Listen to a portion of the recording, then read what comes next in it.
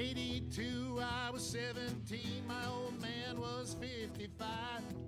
If you do the math between the two of us, that's 72 years alive.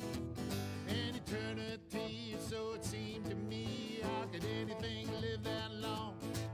Now I say my folks were only 84 the year that they passed on. For a little while it seems you got time to choose your dreams. Pretty soon you look around and you see 100 years ain't what it used to be.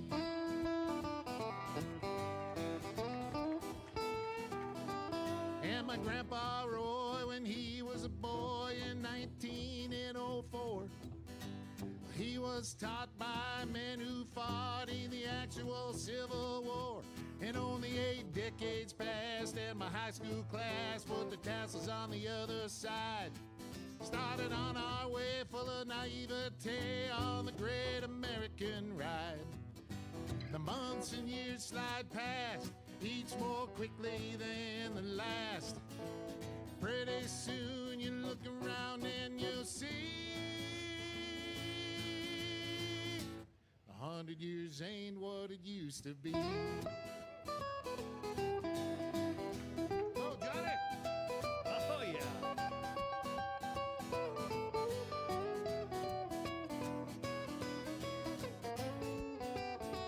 Oh, yeah, Johnny, hey!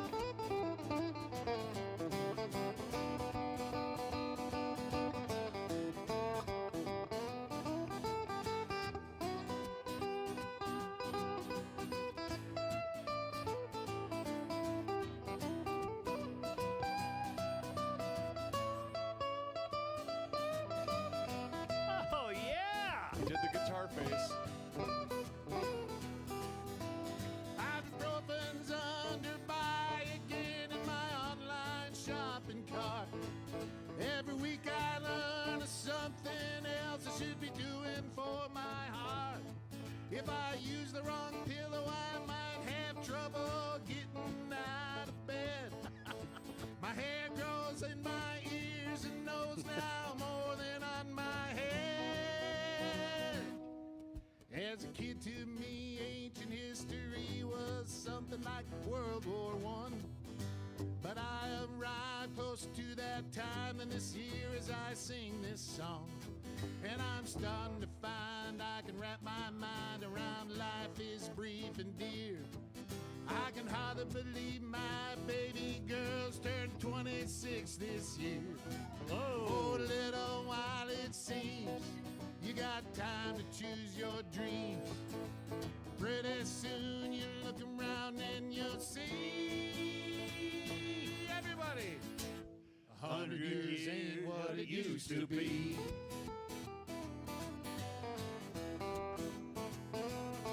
Before you know it, you're 63, making plans for Medicare A and B. You look around yourself and you see 100 years ain't what it used to be.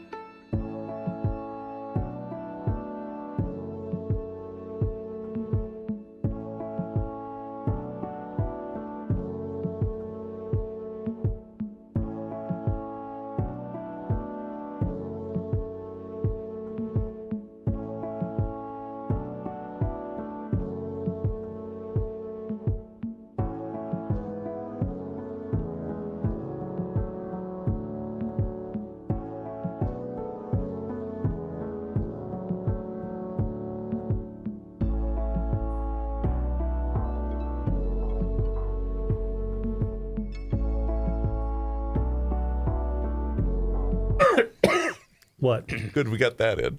Ready? Yeah. Rolling. Achoo. Josh Arnold, investment consultant, brings you Garage Logic podcast number 1567, June 19th, 2025. I believe that is known as Juneteenth.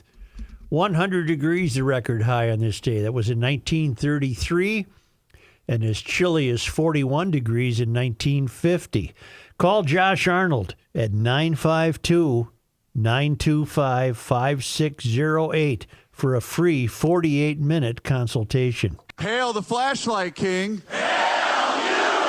And now, from the mayor's office above the boathouse on the east shore of Spoon Lake, it's Garage Logic with Chris Reavers manning Technology Corner, Kenny Olson from the Krabby Coffee Shop, John Height in the newsroom, and of course, the rookie.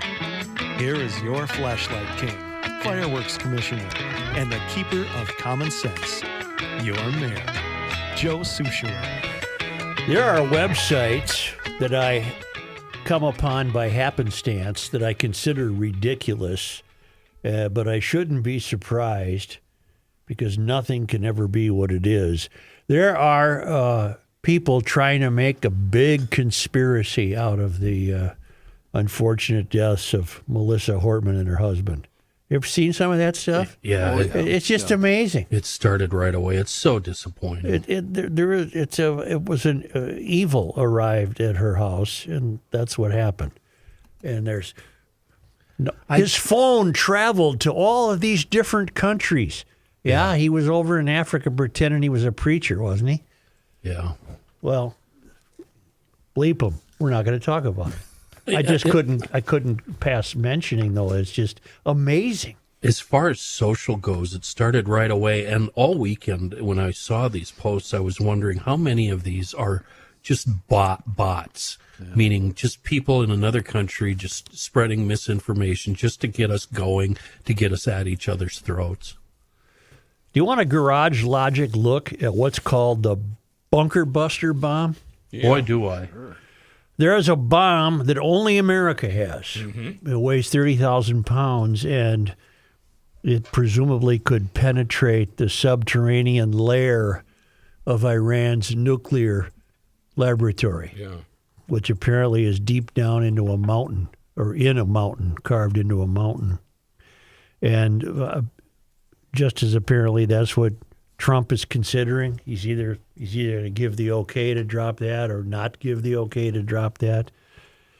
Joel Franklin writes me, 30,000-pound bunker-busting bomb comparisons with the cylinder index and horsepower. Ooh. So we're going to get a GL look at the bunker buster. Okay. Hail the flashlight king. Hail you. Dear Joe, big fan of Garage Logic with chatter about the U.S. possibly bombing Iran. I thought your listeners might dig a comparison for the GBU 57A/B Massive Ordnance Penetrator, the bunker buster, the 30,000-pound bunker-busting bomb. It's not nuclear, by the way. Here's how its weight stacks up to similar objects one could drop from a B-2 bomber, complete with cylinder index for each engine. You could drop a Caterpillar 330 excavator, about 30,000 pounds, a beast for heavy digging, runs a 6-cylinder diesel engine with approximately 270 horsepower. You could drop an M113 armored personnel carrier, roughly 27,000 to 31,000 pounds. A troop hauler used in combat typically has a 6-cylinder diesel in modern variants with 275 horsepower. You could drop a Volvo L90H wheel loader, around 31,000 pounds, shifting huge gravel piles at quarries. It uses a 6-cylinder diesel engine with around 184 horsepower. For more comparisons, here are two additional 30,000-pound objects you could theoretically drop from a B-2 bomber. A Komatsu D155AX-8 bulldozer, 30,000 pounds, a heavy-duty machine for pushing earth on big job sites. Runs a 6-cylinder diesel with approximately 354 horsepower. or an M109A7 Paladin howitzer, 30,000 pounds, a self-propelled artillery system for battlefield fire support. Uses an 8-cylinder diesel engine with 440 horsepower. Hope this fuels some lively talk in Gumption County. What similar-sized object would you or your listeners drop from a B-2 bomber? Well, I don't know, Joe. I don't know if I've thought of that. The big problem is, can you get the B-2 in there and get it out safely? Right. So, and they also figure if they do drop it, they're going to have to drop a second one. Really? Because it apparently can do a lot of damage, but maybe not enough. So the first one opens up the hole. Wait a minute. Where have we seen that, Chris Reavers? 16 times in the cinema and 20 more times at home. Math. I mean, honestly, what happens is, Top Gun Maverick, Pete Mitchell has to come out of retirement. Right. And see what they have to do is they have to drop 2 precision bombs from a high angle because the target, Joe, is at the base of a mountain. And what happens is you can drop the bomb, but then you have to immediately revert course and come out. But the problem is 10 Gs. Once you get out of there at 10 Gs, you are immediately the target of the enemy. And so then it's just a battle all the way home. Or you could just call Luke Skywalker, and he could do that precision bomb dropping like he did with the Death Star. That's true, too. Set off that chain reaction. And see, Joe, the Leader. thing is, with 2 precision bombs, you need the lead. Thanks, Kenny. You need the lead, and then you also need the guy behind you that's got the precision target with the laser. And so you have to have 4 distinct pilots. If you want to go home now, Joe, you can go. We'll take it from here, buddy. Yeah, we got it. And once you hit the bomb, Joe, once you hit the target and it's neutralized, you're not out of the woods yet. I understand. Yeah. No, there's Fellas, more. maybe we should back off a little. I'm just mad you didn't say laser, Chris. Laser. In fact, I think, Joe, I'm going to celebrate this holiday by going home and watching Top Gun Maverick for a 76th Well, time. as long as you brought it up, however inconveniently. Was this in the most recent Top Gun movie? Oh, I'll say. Well, I saw that one. I'm not recalling this. Remember part. they What do you fly mean you through don't recall it? It was through the valleys, right? I saw that. And then I thought they that climb was cool. straight up. They Yep. go over the rim of the volcano. They They gotta go flip straight upside down. One bomb opens up, and then The hatch. The hatch. Then he flies straight up. Then the second fighter comes in, drops the bombs. They go underground. Kaboom! Direct hit. Let's get out of here. All right. And then see what happened was he got taken I down. got it. I got okay. it. I got it. It's all set. Thanks, Soul Man. You know our friend Jeff Strump yesterday. Yeah. From the 2 Grey- days ago. 2 days ago. Yeah. Well, Strum. that was yesterday. B at the end. Wasn't No, that Joe. yesterday? No. It's 2 days ago. That's how This is fast. Thursday. That's how fast this week is gone. Isn't What it in insane? God's name? I know, man. I know. Jeez. Jeff Strum. He said the boys are gathered, gals too, for all I know, there's gal drivers in this thing. He said they're all gathering at the Doubletree at the Mall of America. I spent way too much time trying to find that on my maps. Oh, boy. Now, be There honest. is no Doubletree at the Mall of America. Now, there's one out on Normandale Boulevard that's reasonably close. Maybe that's what he mean. meant. Be honest. Because I got to go scouting. Yeah. By map, do you mean driving around looking for it? No, I Googled it. I okay. Googled the name of the hotel and then asked for a map. And it's out there. But there's not really at the mall. He made it. And when I go to the mall once a year, I do recall there are hotels all around there. Well, there's one I right off. assumed one of them was the Doubletree. There's one right off 78th and 494. Fine, but that's not near the mall. That's 10 minutes from the mall.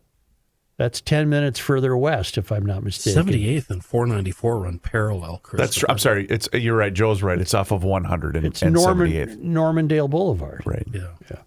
Well, I mean, if you're from out of town, it's Yeah, near I mean, the it's, you mall. know, the mall is in Minneapolis, Wild Right. Play in Hennepin County. You know how it is. James Taylor says, I haven't, at the XL Energy Center the other night, said, I haven't been in Minneapolis for ages. What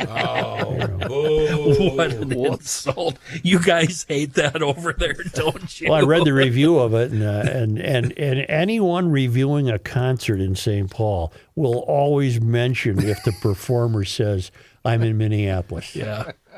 Hello, If it's Kiss, Paul Stanley goes, Minneapolis! Woo! I have some well thought out notes regarding my idea yesterday that we should attempt to clean up America as a means of restoring the torn Civic fabric. And, you know, I would like to thank some emailers for understanding completely what I was saying, unlike maybe some staff members who wanted to mock me. For example, the Tidy Mink. He's now calling himself the Tidy Mink. He says, I've been saying what you said about litter for years. If you keep your little corner of the world tidy, you will be happier, and it can be contagious. I like to think of it as the broken window theory in reverse. It's exactly what it is. I personally think everyone should take 30 minutes a week to pick a spot in the world they wish to keep free of trash and debris and stick with it, because you should. Think of a clean space as a safe space. Get the jargon in there. I do like the idea of monetizing tidiness, whatever works. I propose manufacturing a TikTok trend. This ain't bad if you can only get the kids to do this. Yeah. A TikTok trend with before and after shots of, say, an urban corner or a vacant lot. Look, Ma, we're saving the planet and getting hits. Wouldn't that be cool? Although I just don't see that happening with today's youth. Sounds pretty square, actually. Yeah. Of course, we know what P.J. O'Rourke said about that. Everyone wants to save the planet, but nobody wants to help Mom with the dishes. But it isn't even about saving the planet. It's a mental health thing. Just a riffing a little here. The Tidy Mink. Well, the Tidy Mink's correct. That's all it is. It's just a bit of what is the broken window theory? The broken window theory is the loss of quality of life, isn't it? What are irritating crimes called? Quality of life issues. Yeah. Yep. And I got it. The broken window theory, developed by social scientists James Q. Wilson and George L. Keeling, suggests that visible signs of minor crime and disorder, like graffiti or broken windows, can create an environment that encourages further crime and disorder, even serious crime. Exactly what I'm talking about. It proposes that by addressing these minor issues, There you go. such as cleaning up gas stations, Yeah, it doesn't say that, but it should. communities can prevent more serious problems from developing. Amen, brother. That's what I'm talking about. I thought about you and your theory, and I was just looking for the piece. I can't find it now. When earlier today I read a piece about a fire pizza joint in Lower Town closing In St. Paul. due to quality of life issues. Yes. And I thought, we need to go in there and clean that place up. Get that Lower Town fixed up. Let's go. Stop the crime. Pick up the mess. Bring the people back. And amen. Well, if you want to get heavy, there's a real anti-mystery way to look at this.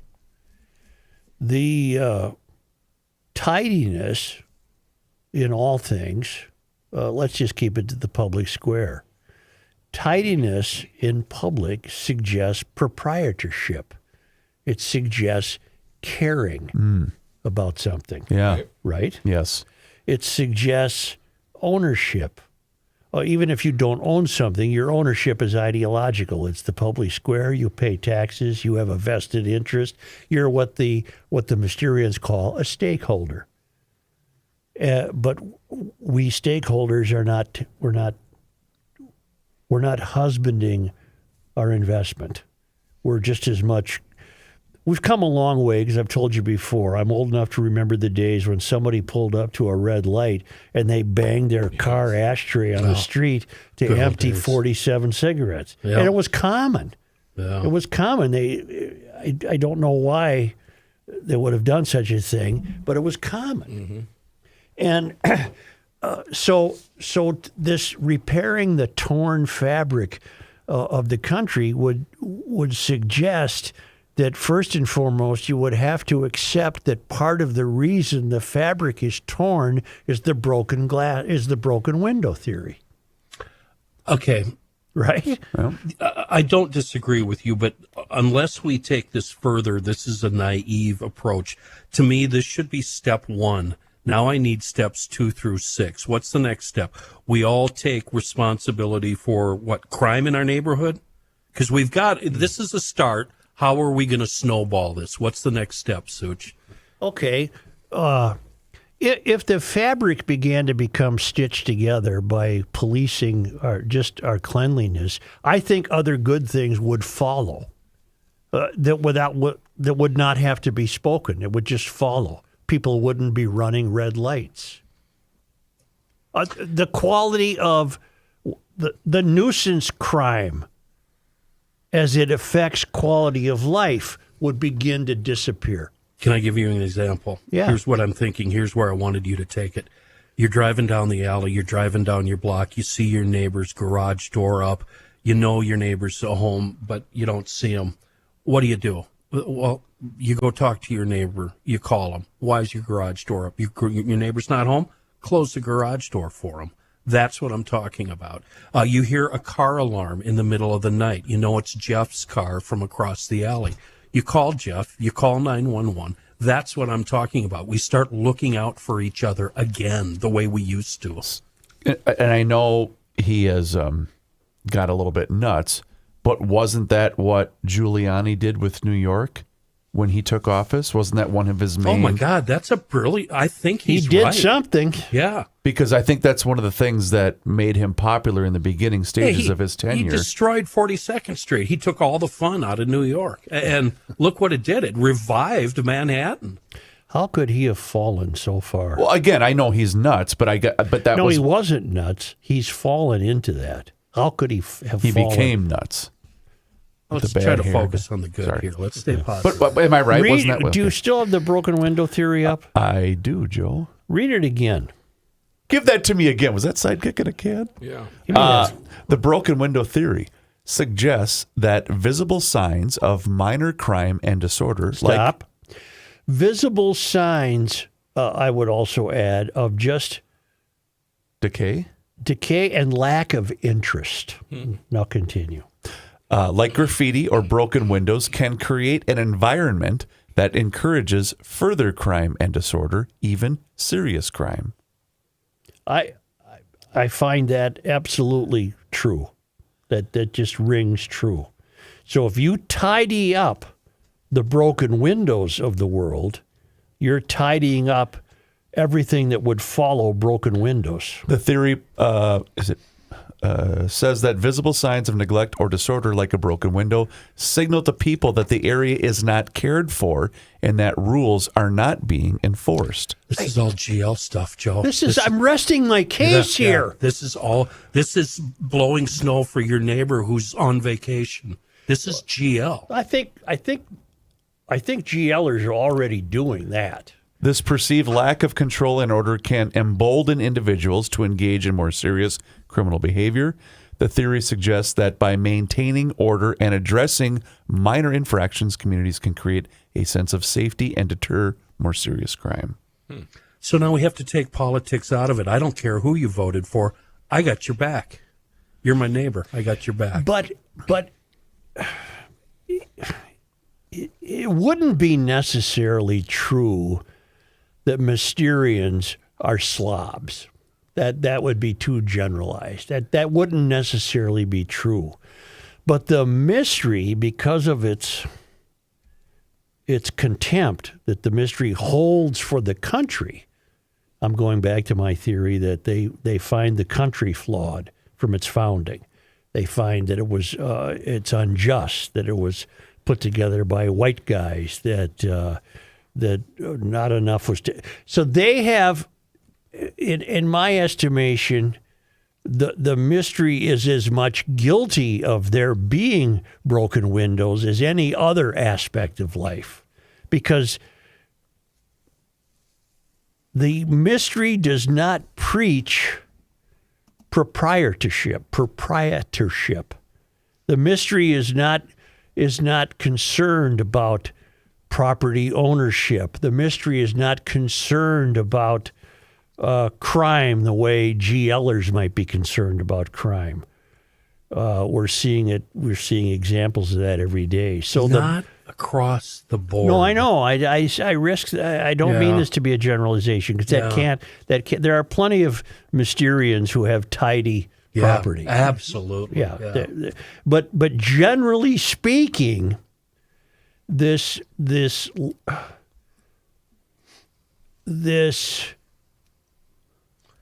I think it's more the people in charge, the activists that are now politicians. It's well, I don't even think you can speak generally about them either. I mean, look at Melissa Hortman's place, immaculate, beautiful, well-kept place. But I've never. I had my criticisms of Melissa Hortman. God knows, I considered her guilty for the month of January that they took off, and I don't share her politics. But by no means have I ever thought she was a Mysterian. Right. I think. Keep going, John. Not to argue with you, Joe, but to bring politics into it, I think defeats the purpose of the whole conversation. I think you're right. Yeah. I think he's right because that muddies the water. Yeah, and both. I think one thing that strikes me about this conversation is right now in America, there's a lot of entitlement and selfish behavior, and I think that contributes. And it's on both sides. It's not, it's not a conservative thing. It's not a liberal thing. But that selfishness and entitlement, I think, makes people not want to contribute. Yep. You're right. Those two words. All they care about is what's good for me, and I'm not taking care of anything else. Which accounts for the fellow walking out of a speedway or any other gas station and crumpling up a candy bar wrapper and just leaving it on the ground. Yep. And that's a broken window. To a certain extent, that's a broken window. I don't know if we can put driving into this, but what drives me nuts in my neighborhood up here, we have a lot of stop signs. They are not mandatory anymore for most people. And that's just, that's horrible. Oh yeah, it drives me crazy. New kids learning to drive. I'm begging them, never automatically go when it's green. You got to check both ways. Look. Yeah. Because there's idiots that don't care. Right. But you're talking about physical stop signs. I'm talking John? about stop signs. Yeah, where they're not mandatory. They just roar right through the stop sign, not even braking, just going, hey, nothing. So, I don't see anything. I'm going. I think we could move into traffic. This goes for out on the freeway. Back off. Let that guy trying to merge in front of you. Let him merge. Yeah. There should be no such thing as road rage. Yeah. Well, you're right. In theory, you're correct. Right, there should be no such thing. But that's a modern affectation of what we're talking about. Yep. I hope your Saturday back at EcoFund Motorsports went well with that Aprilia demonstration rides, and you got a chance for yourself to see what a great store EcoFund Motorsports is, the large new store in Forest Lake / Columbus with motorcycles and electric bikes, all pre-tariff, by the way, scooters, youth recreational equipment, gas-powered youth recreational equipment, really cool stuff, water toys, winter toys, side-by-sides, you name it. Also everything you need to go with it, helmets and apparel, and a great service department. EcoFund Motorsports is hands down the most fun recreational store I've ever been in. There's also an EcoFund in Burnsville on the Service Road of Life near County Road 42. Either location promises to deliver great fun. And remember, at the Forest Lake location, there's that great big new parking lot. So there's no excuse to leave there without the perfect fit if you pick up a Scootstar or electric bike, or you got the kid up there to try a little 4x4 or a scooter. It is really a fantastic operation. It's EcoFund Motorsports. It's on Highway 97 up there in Forest Lake / Columbus. Highway 97 immediately west of Interstate 35. Burnsville on the service road of life near County Road 42, and a great website at EcoFundMotorsports.com.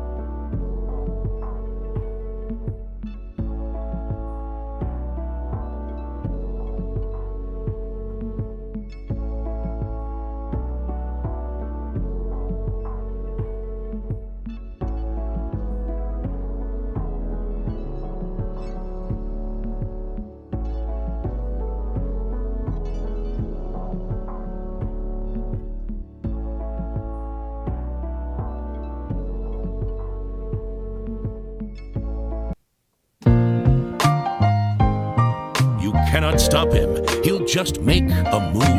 Joe Souchere. Oh, I'm so excited. You ready for slide jobs? What about a dirty slide job? Can you pull a crossover? You know how to pound the cushion? Can you use the chrome hell horn? is he talking What about? Can you polish a bumper? Can you polish the wall? Can you give them the door, Joe? Can you drop the hammer? Can you pull the trigger? Are you wheeling and dealing? Listen, you going to go prom with that guy, or are you going to pass him? I think he's talking about Cedar Lake Speedway. It's just over the border, hidden in the hills of Wisconsin and the farms in the Apple River. One of the best dirt tracks in the country. I'm talking about Cedar Lake Speedway and the big GL party we're having on July 12th.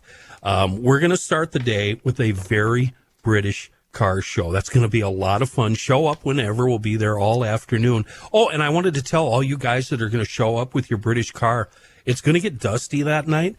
And we've got an indoor parking spot for you, so you can pull those things indoor. Your beautiful British car will not get any dust on it whatsoever, so don't worry about that.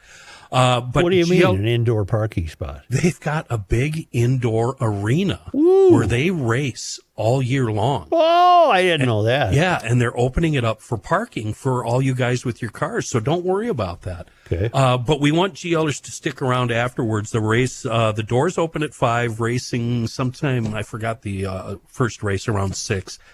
And it is so exciting. And I promise you, you'll have a good time. Bring the kids, bring the grandparents, bring earplugs for those people. They might need them. And it's going to be a lot of fun. There's going to be a special spot in the tailgating area where we're going to have some of you town council members. But I have a feeling regular GLers are going to be there too. And it's all free. You can stick around and hang out all night if you want. Racing will end right around 10 o'clock. And again, it's July 12th. Please show up anytime in the afternoon and join us for fun. And yeah, don't worry about it. They have wobble pops there. Don't worry about that. You're going to have a good time. Meanwhile, check out all the action at the website, cedarlakespeedway.com. All right, a little GL test. Reavers, do you own a grabber? It has to be an honest answer. I do not. All right, height? I do, yes. Kenny? 2. Of course he does. He has 3 trucks. Yeah, I got 2. Why? Rook? Yes. Yeah, and I have 1. Okay. Okay, so only Reavers is a slob. He No, doesn't have. it's because I still maintain the ability to bend over. Well, I don't use the grabber so much because I don't want to bend over. I do. I use the grabber so I avoid not touching anything gross. Chris, I've learned to tie my shoes with the grabber. That's why he's got two, so he can make the loop, swoop, and pull. You got the extra long shoehorn? I went to shoes with no laces. Oh, God help me. Now we You got some mentioned Velcro strips. we mentioned Buc-ee's yesterday. Hail the Flashlight King. Hail you!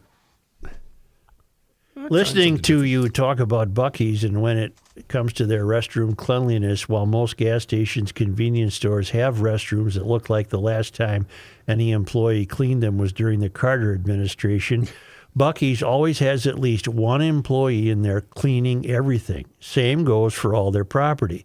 No matter how packed any of them are, they can be butt to back inside at any time of day. You rarely find an angry person. You might be onto something, Mr. Mayor. Perhaps the secret to repairing the fabric of society is building more Buc-ee's. Hats, shirts, barbecue, beaver nuggets, cheap soda, and a clean place to do your business for all. Who is going to be in a bad mood with all of that? They have everything you need to be in a good mood and friendly to all around you. Well, there's one thing they're missing, mulch. Kevin, formerly of the Southwest Metro, but moved to Texas as fast as I could. And I got another emailer who said at Buc-ee's, commercial vehicles are not allowed. No trucks. Really? Yeah. Wait. Cars and tour buses. They're a truck stop, aren't I was they? going to say, Verify that, please, John. Does Buc-ee's prohibit cab overs and semis? And that seems overnight well, parking? maybe that's what it means. Okay. I don't know. It wouldn't bother me if there was a semi in there, but maybe that's part of their. You start parking semis, you'll see the hoodlums come out. No, Buc-ee's generally does not allow semi-trucks in their parking lots. While some smaller locations in Texas may have a different policy, the vast majority of Buc-ee's locations prohibit 18-wheelers and other commercial vehicles due to their parking lot design and their desire to cater to passenger vehicles. Now find this answer. Are Buc-ee's only in Texas? No, because I've been to one out. I have never seen one. There's across the South. The South, yeah. Almost up into the Midwest. A good friend of the show has written the following, Thomas Bonnet. Joe, on Tuesday's podcast, you read an email from a listener who many years ago taught Minnesota's political assassin. He's referring to that email from a teacher from, was it Sleepy Eye, where Belter went to school? Yes, Sleepy Eye, right.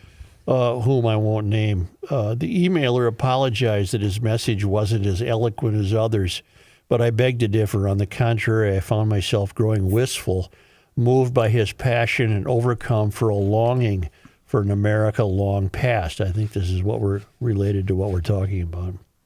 The emailer asked why Americans can't talk peacefully and agree to disagree anymore. Well, I can't claim to be a sociologist or political scientist. Anecdotal evidence makes me think the problem isn't that we can't talk peacefully anymore.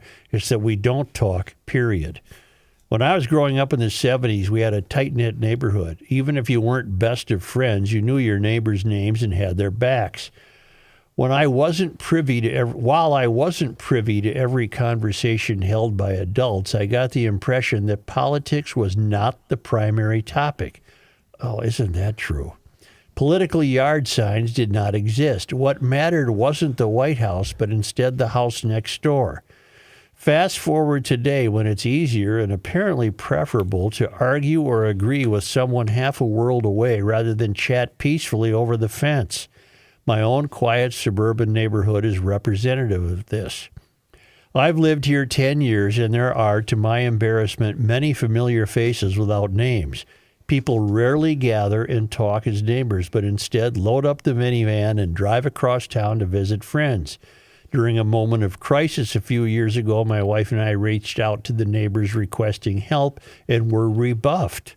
Democrat versus Republican lawn signs face off everywhere, some standing to this day.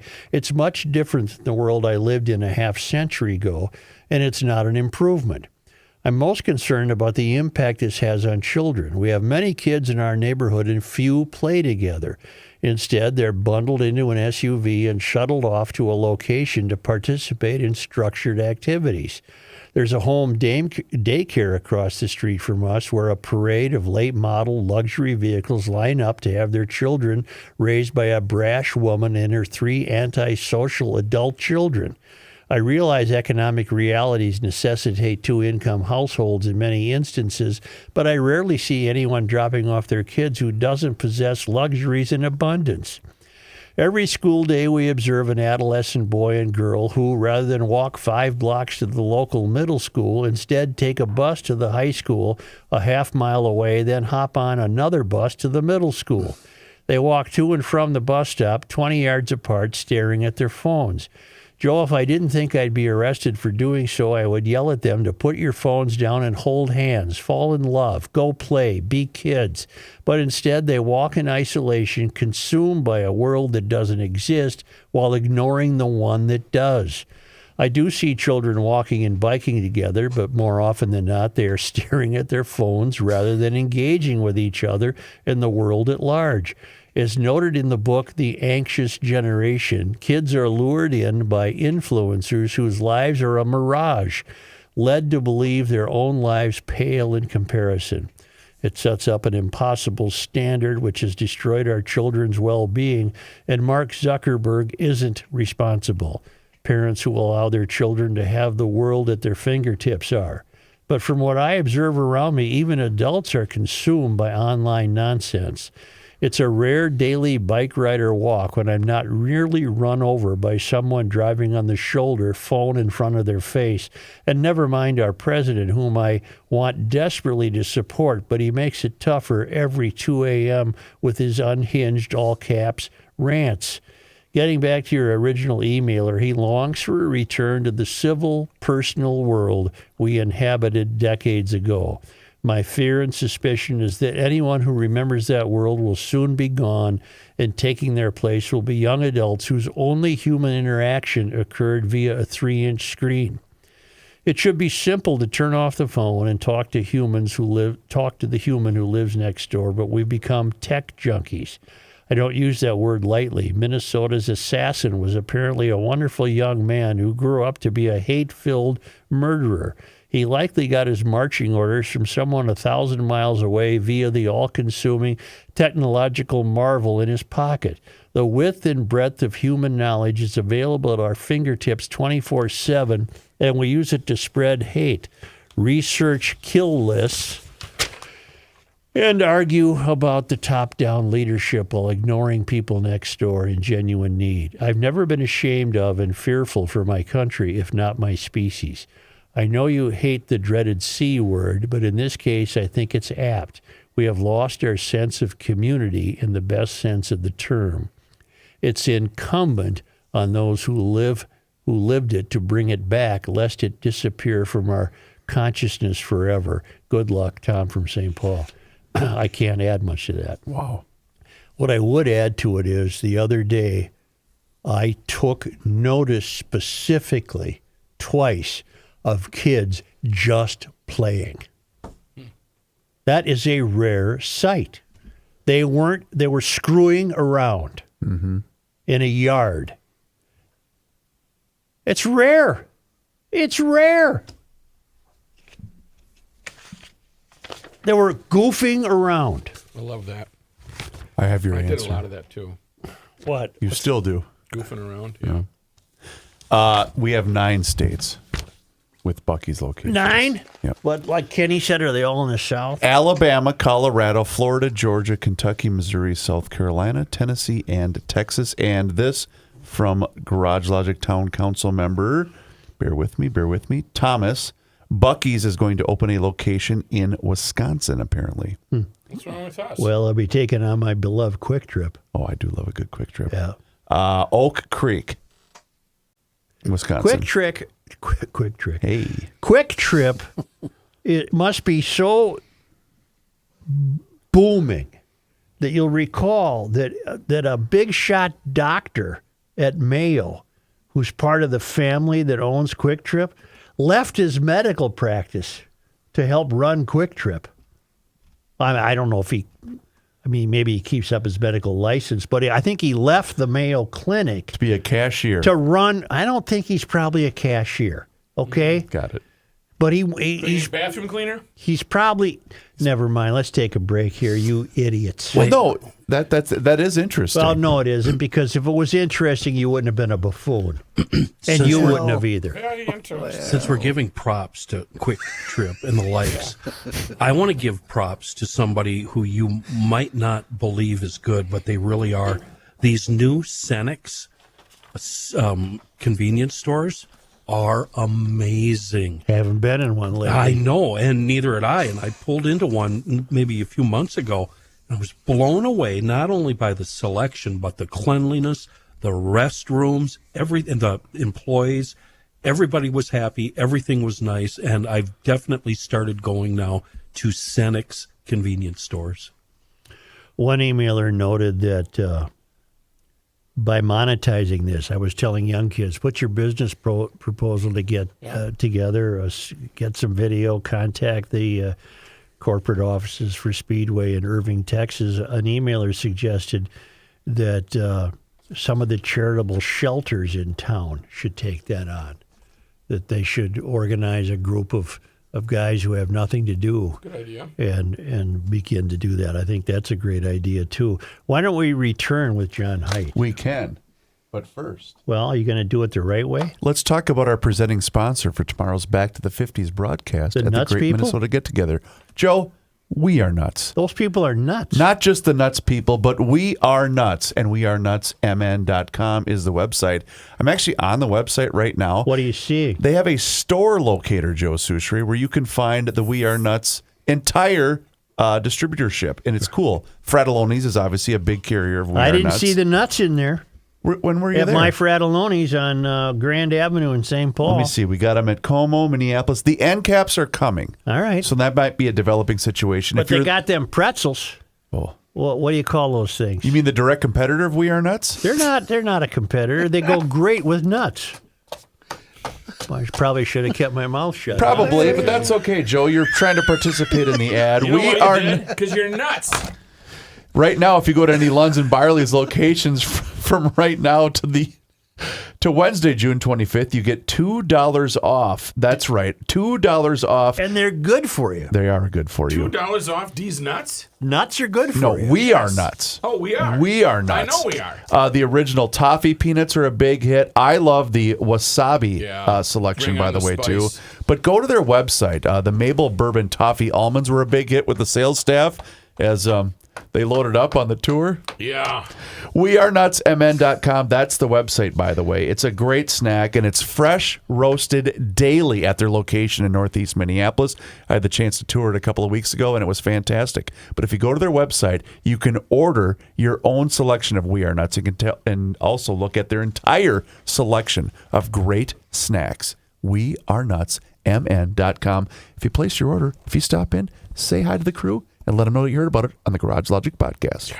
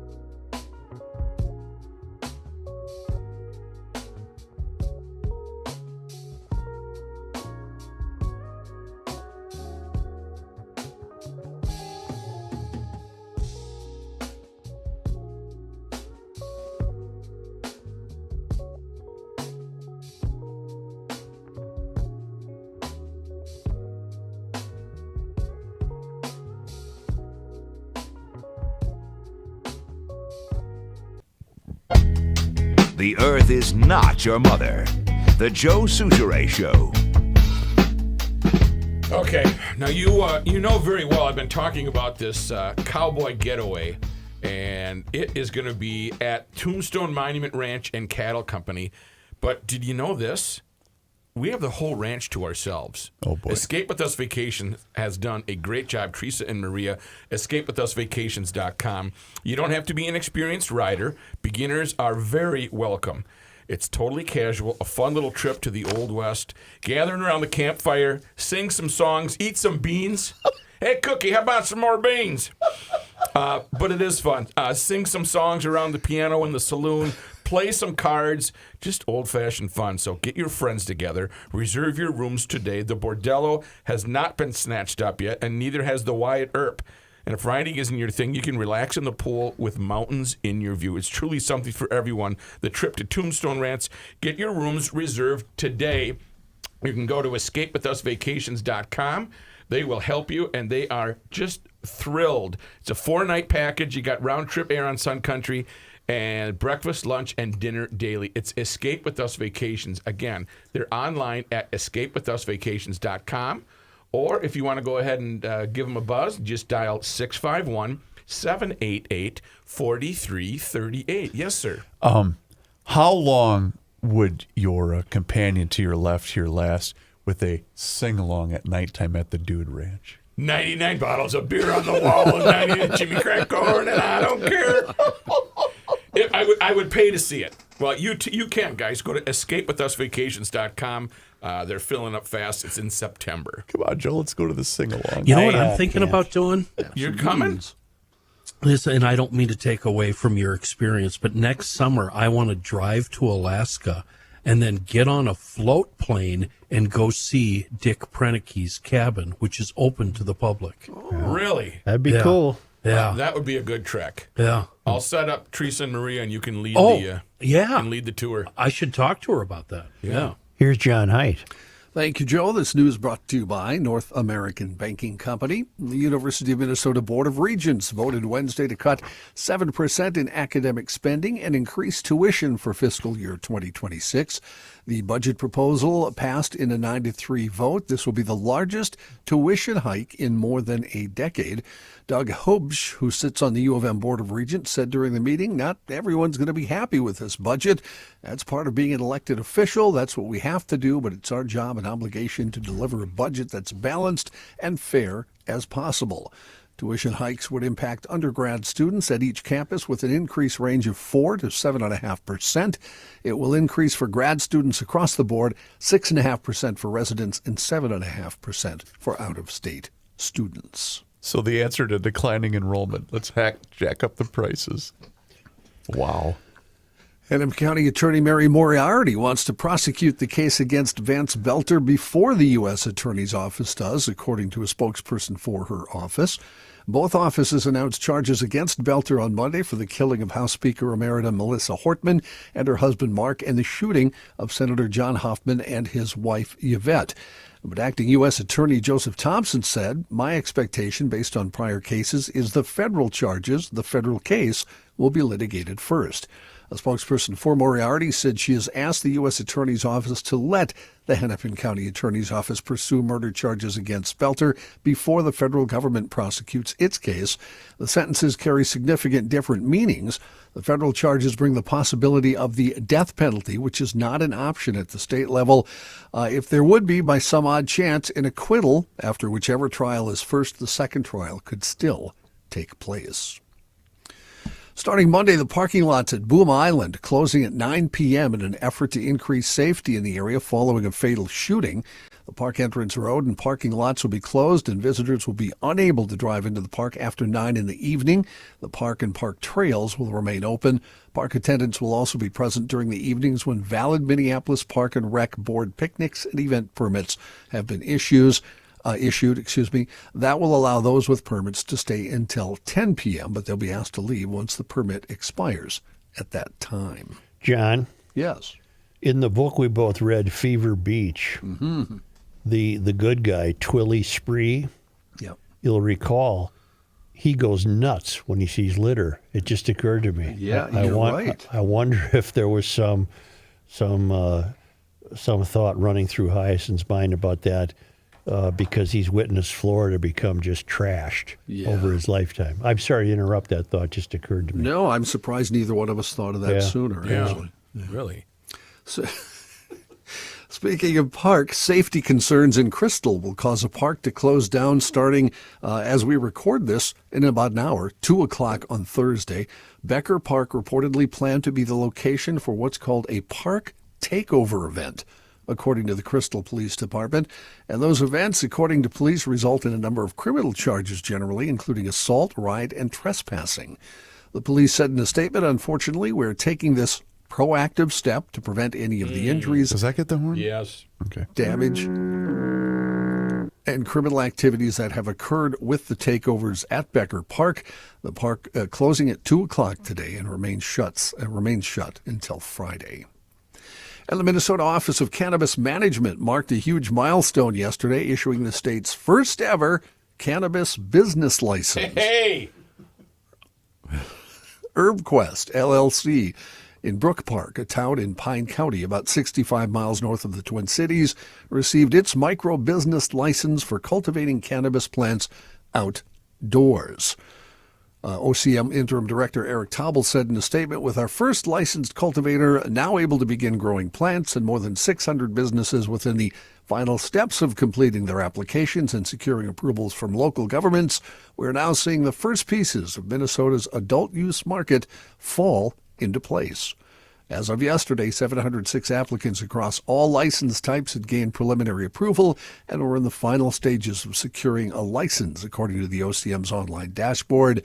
Those last hurdles include securing a business location, meeting all local zoning and business regulations, and passing a pre-licensure inspection. How long does it take to grow reefer? Why are you looking at me? Everybody looked at I'll Kenny. just never understand this whole deal. But so these big farms, does it just grow? You plant it in May and in August it's ready? Something like that. It's dependent on the sun cycle. So if you're growing it out, well, this is the old seed. Evidently, the new seed is completely different, and you can start and finish a plant rather quickly in about 10 weeks. But the old days, it would be dependent on the sun cycle. It needs 12 hours of sunlight and 12 hours of darkness to flower. All I want to know is, where's the anti-smoking crowd? This stuff Yeah, will that's- kill you as much as a Marlboro. That approach isn't going to fly. I don't get it. For being such a novice, you're quite educated there. I Mr. don't know anything Wilson. about it, Matthew. What I want to know from you, though, if Yes. you were going to open up a dispensary or a business selling this stuff, would you just call it dope? Would it just be Yes, dope? it would be the dope store. Dopes are us. Dope City. Dope I would City. sell Dope Ranch. Dope Ranch. Dope Ranch. And I would sell Doritos and Wonder Bread as a White point bread. of sale. Yes. Point of sale. Dope Ranch. That's Did I also read that they recently put a 50% sales tax on it?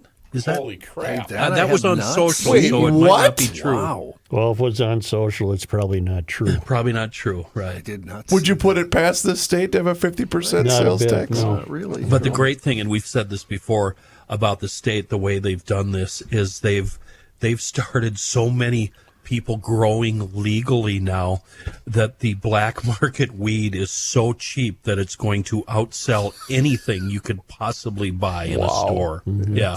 And like you guys say, you smell it everywhere you go in the Twin yeah. Cities. Yep. Yeah, it's everywhere. Including at Speedway. I'm not sure about that. I don't want to pin that on them. Okay.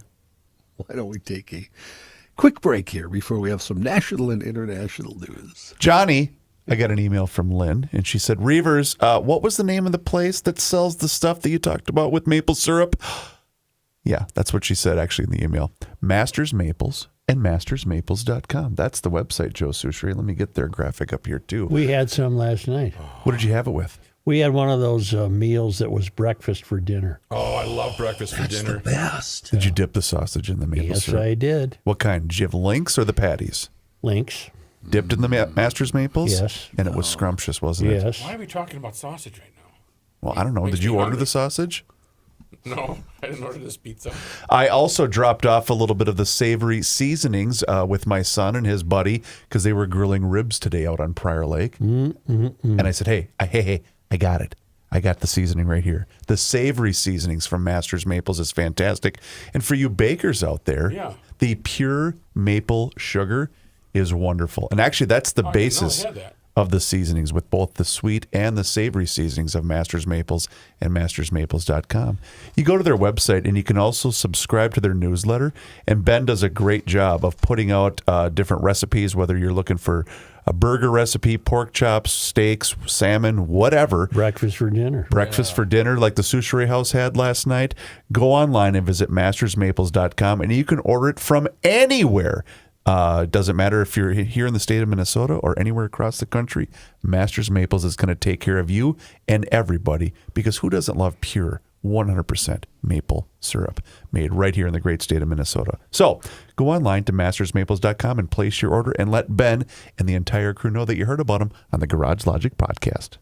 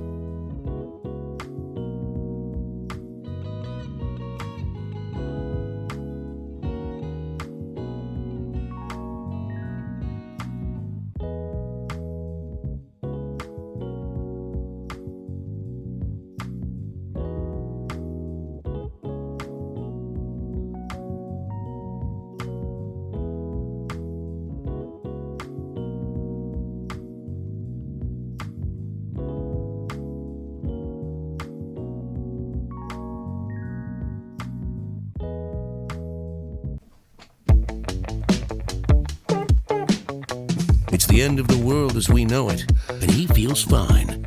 Joe Souchere. In some national and international news, at least 30 U.S. military planes have been moved from bases in America to Europe over the past 3 days. Flight tracking data reviewed by the BBC Verify has shown. The planes in question, all U.S. military tanker aircraft used to refuel fighter jets and bombers. According to Flight Radar 24, at least 7 of those stopped off in U.S. air bases in Spain, Scotland, and England. The flights come as Israel and Iran continue to exchange strikes after Israel launched an operation that it said was to destroy Tehran's nuclear program. U.S. State Department said yesterday it's restarting the suspended process for foreigners applying for student visas, but all applicants will now be required to unlock their social media accounts for government review. The department said consular officers will be on the lookout for posts and messages that could be deemed hostile to the United States, its government, culture, institutions, or founding principles. John, we have to interrupt you. Yes, sir. Emergency call to the lake detective. Now you're just putting news in the bank, Johnny. Lake detective, this is an emergency reaching out to you, sir. Are you on a case? We just got off a lake. We were scuba diving in Candy-Ojai County looking for starry stonewort. All right. And our investigation revealed that there's starry stonewort there, but it is way down compared to last year. So we will continue the investigation as we go. Lake detective, on the news last night, I heard fishermen on Lake Minnetonka uniting in opposition to a DNR plan to chemically address the lake for weed control. The fishermen are very worried. They're not so much that the chemicals will kill the fish, but they're worried that the fish will disappear because if you get rid of the weeds, they have no place to hide or live or conduct themselves the way fish do. And I thought we need to get a hold of the lake detective. I need your opinion, sir. Yes, that's a critical question and comes up occasionally. Herbicides are registered by the EPA and are considered to be safe. They've done a risk analysis and everything else, and they are certified to be okay. However, what is not quantified is the uncertainty associated with herbicide use. And the fishermen are correct. If you take out too many plants, fish habitat will certainly be altered and could change and could affect the fishery overall.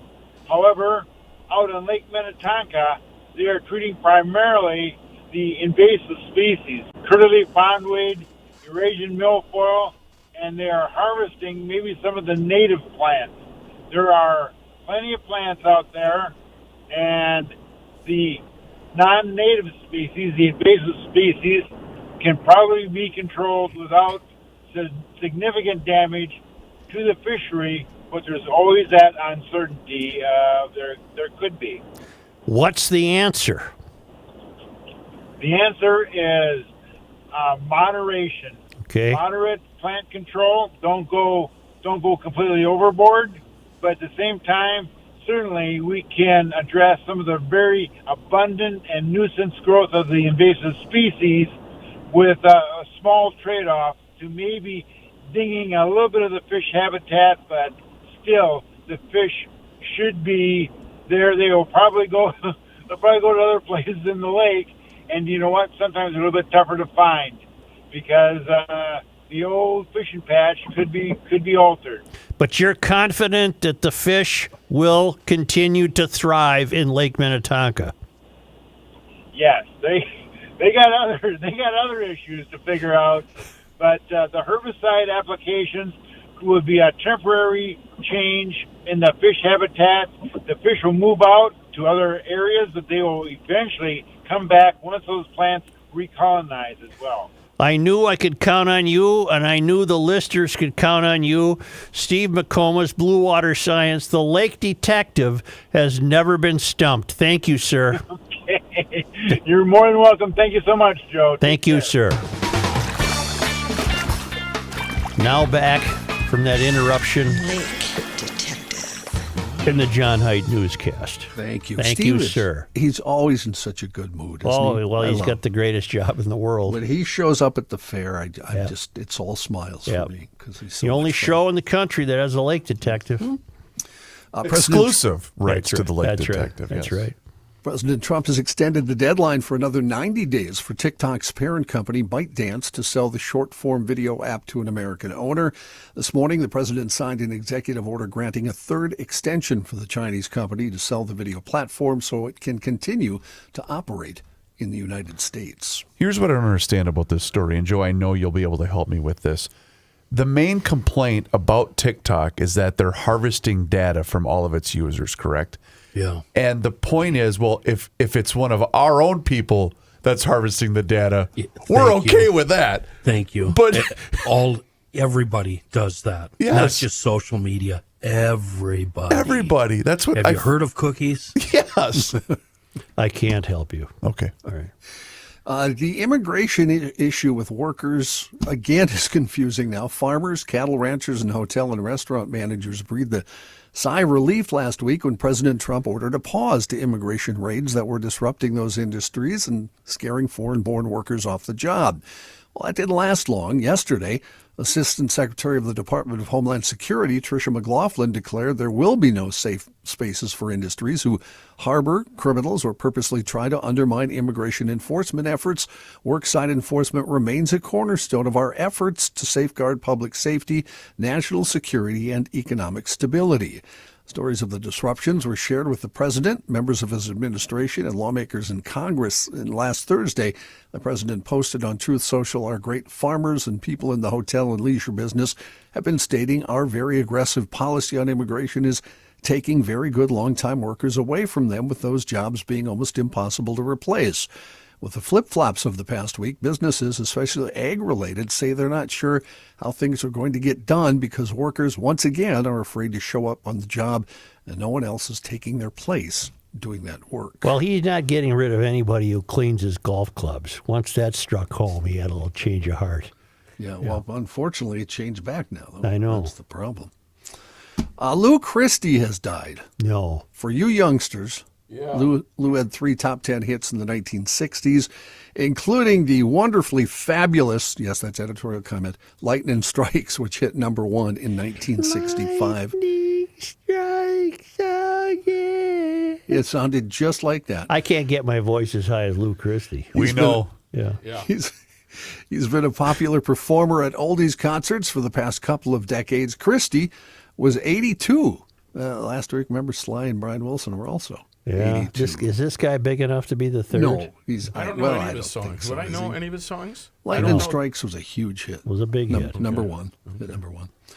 His wife of 53 years says he died after what she only called a short illness. Wait a minute. Not to change the subject, but for John and Joe, tell me the singer of the song Car Wash.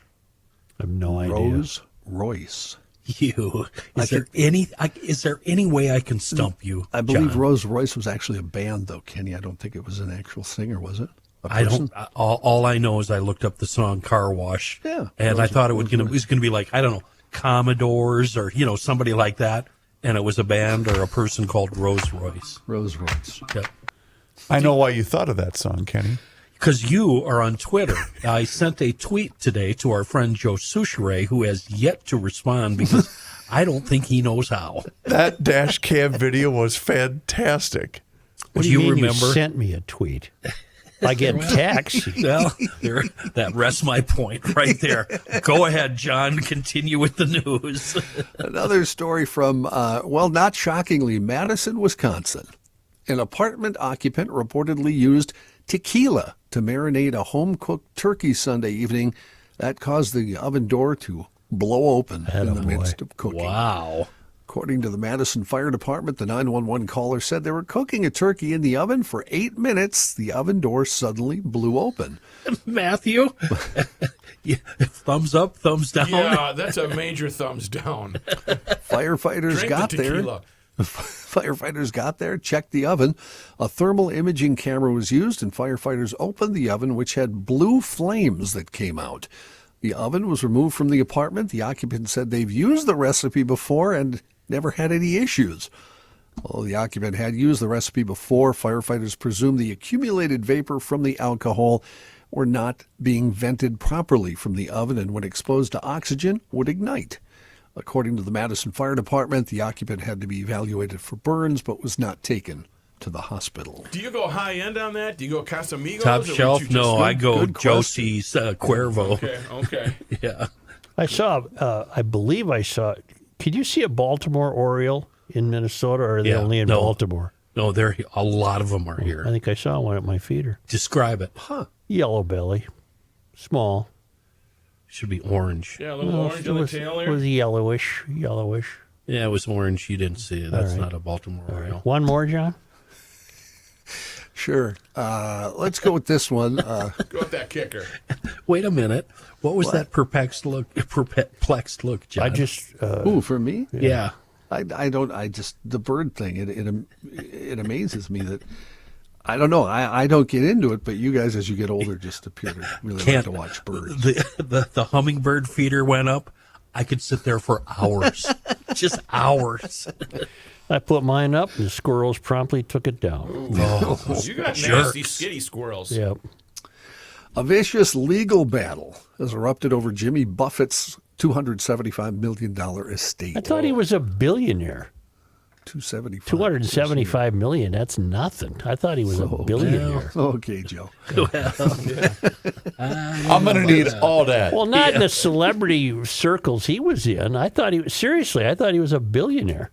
I'd call that doing all right. Well, I'm sure it's fine. They weren't missing any meals. Right. His widow and his accountant are filing lawsuits against each other, seeking to remove each other as co-trustees of the trust containing the singer's holdings. The widow, Jane Buffett, is angry with the way her husband's estate's been managed since his death about 2 years ago and has filed a petition trying to oust the co-trustee, the accountant, Richard Mosinter. She complains the marital trust set up by the singer, who built a musical empire off his persona and infectious, often self-deprecating country rock, is producing far too little income, she says. Mrs. Buffett asked a judge in Los Angeles Superior Court to appoint an independent third party to replace Mr. Mosinter. Her petition accused Mosinter of failing to provide her with basic information about the trust's assets and finances, keeping her in the dark with regard to the state of her own finances. The complaint also said that Mosinter had belittled, disrespected, and condescended to Mrs. Buffett. Definitely talk down to people. Right. As a result, the majority of the net worth of his widow is controlled by someone she does not trust and to whom the trust for her benefit must pay enormous fees. More than $1.7 million she paid in fees to the fella last year. And Mr. Mosinter filed his own lawsuit in Palm Beach County, Florida this week, asking the court to get rid of Mrs. Buffett as co-trustee. His suit said there was a trusted financial advisor to Buffett for more than 30 years and that he was also the singer's business manager. He claimed that during their partnership, Buffett expressed concerns about his wife's ability to manage and control his assets after his death. The singer was careful to set up the trust in a manner that precluded Jane from having actual control, the lawsuit said. Other than serving as a non-controlling trustee, Jane, it said, has no ability to manage the trust. Well, I hope they work that out. Why don't we return in just a moment? That didn't sound very sincere. I hope it works out for Nice them. anchor talk. We need to send out an APB because I need an update from Stacy, the GL geologist, about how her appointment went with Hofferman Water and Connecticut. I didn't know she made an appointment. She did, and I need a follow-up to see what type of system that she just decided to go with. Geologists need good water. Everybody needs good water, That's Joe. right. That's the beauty of it. But your first step, do what Stacy did. You got to get on that schedule, and you have to have them come out for that free water analysis. And you can do that one of two ways. Call them directly at 612-895-2440 or visit their website, which is hoffermanwater.com. You go on that website, and you can see every single water treatment system that they have to offer, whether it's a water softener, maybe an iron rust and odor filtration system, or a brand new drinking water system. Either way, you can see every single one online at hoffermanwater.com. And when you get on that schedule, they're going to give you this thing called a water score. Would it be pronounced Haferman? I'll take that up with the with the I crew. mean, look at the spelling. Well, the owners are the Hofferman family. All right. And I believe that's how they pronounce it. Well, if they pronounce it that way, that's the way to pronounce it. Would you like me to inquire about that spelling? No. If they're saying Hofferman, then it's Hofferman. Oh, Okay. be quiet, Sushirai. All right. Oh, he's got you there. Once again, 612-895-2440 or HoffermanWater.com. Hofferman Water has been proudly serving the state of Minnesota for over 50 years. Do me a favor and mention that you heard about them on the Garage Logic podcast.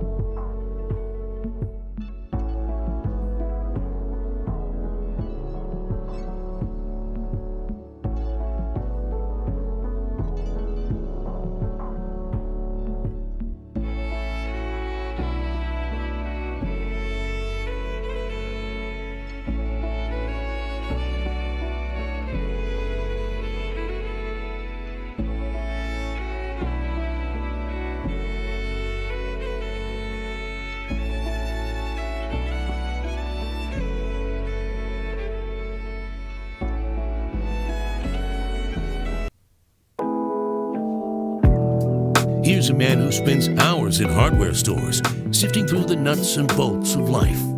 Joe Souchere. Only because they come to us all the way from Marloth Park in Mpumalanga Province, South Africa, from the Traveling Lymans. It was on this day in Minnesota. June 19th. It's Juneteenth today, isn't it? Yes, it is. Yeah. On this day, June 19th. in 1816, 24 people were killed in the Seven Oaks Massacre near Winnipeg, Manitoba. The battle was between members of the Selkirk colony and a group of Metis people hired by the Northwest Company to prevent settler colonists from destroying the fur market. The colony's founder, Thomas Douglas, the 5th Earl of Selkirk, owned a large interest in the Hudson's Bay Company, a rival to the Northwest Company. The massacre was a factor in the Selkirkers' decision to leave the Red River and move to the Fort Snelling military reservation. Forced by the Army to move downriver in 1839, they formed a small community that grew into the city of St. Paul. On this day, June 19th. in 1852, by an act of Congress, the St. Peters River was named with its original Dakota name, Minnesota, translated as waters that reflect the sky, sky-colored waters, or muddy water. Sounds like a Ham's beer commercial. Sky blue water. That muddy The water. river had been known to the French as St. Pierre and to the Anglophone Europeans as St. Peter for 150 years, since the days of the explorer Pierre Charles Le Sueur. Huh. On this day, On June 19th. in 1873, the first graduation ceremony for the U of M was held at the Academy of Music in Minneapolis to honor the two graduates, Warren Eustace and Henry Williamson. And on this day in sports disappointment history, You're talking about June 19th? and I remember this well, June 19th, 1970, golfer Dave Hill savaged Minnesota's Hazeltine Golf Course at the U.S. Open. If I had to play this course every day, I'd take up another game. They ruined a good farm when they built this place. Really? All it needs are a few more cows and 80 acres of corn. They ought to plow the whole thing down and start over. The guy who designed this course had the blueprints upside down. Dave Hill went on a real rant there that they ruined a real good farm. What was his main point of contention with the course? He didn't like it. I gathered That's that. all I'm going to tell you. He didn't Okay. like it. And on this day, June 19th. in 2016, the Cleveland Cavaliers won the NBA Finals with Kevin Love. Now, I take it that's a disappointment because he had been traded from the Timberwolves. Yeah, we traded him there. That's right. Yep. And that's it. And the guy we got for him, we traded to Golden State, and they won a title. Jeez. In Wiggins. Wiggins. Mr. Wiggins. And then tomorrow we'll see you at the Back to the 50s at the Minnesota State Fairgrounds. We'll be podcasting from O'Gara's right in the center of the action, and all those great race cars will be visible, I would imagine. Brought to us by our friends at We Are Nuts. That's correct. Yeah, well, I got something even better for you guys. I've got a wonderful 70%, up to 70% off retail prices at, of course, it is a wonder. It's not open yet. It is the GarageLogic.com keyword auction. We got these online summer auction, Twin Cities Savers, and let me see what we got. Zero-turn lawnmower, string trimmer, leaf blower from Tri-State Bobcat, e-bikes and a generator from EcoFund Motorsports, airport hotel stays. Ooh, at the Intercontinental for your next getaway. I'll see you there. Golf simulator rentals. All sorts of great stuff. Family getaways to Camp Dells, private golf lessons. They got it all, but you can only find it at GarageLogic.com and enter the keyword auction. Bidding will start on the 20th. So get yourself ready. That's tomorrow. It is GarageLogic.com, keyword auction. Thanks, Rook. Yes. Do us a favor if you haven't done so already. Join the thousands of subscribers for the Garage Logic YouTube channel. That's right, Garage Logic has a YouTube channel, and you can watch the show each and every single day starting right around noon, and that gives you the ability to interact with the show live. and argue with us. Yes. It's a lot of fun. Yes. Yes. You can also Kenny's see Twitter name. I know, right? MSP_traffic. Speaking of Twitter, you can follow us along on all of our social media channels, which includes Facebook, Instagram, and Twitter, as Joe just mentioned. And sign up right now for the Daily Logician. That email comes right to your inbox each and every single day, and it includes the most recent episode of the podcast. You can find out more and sign up right now at the website, which is, of course, garagelogic.com.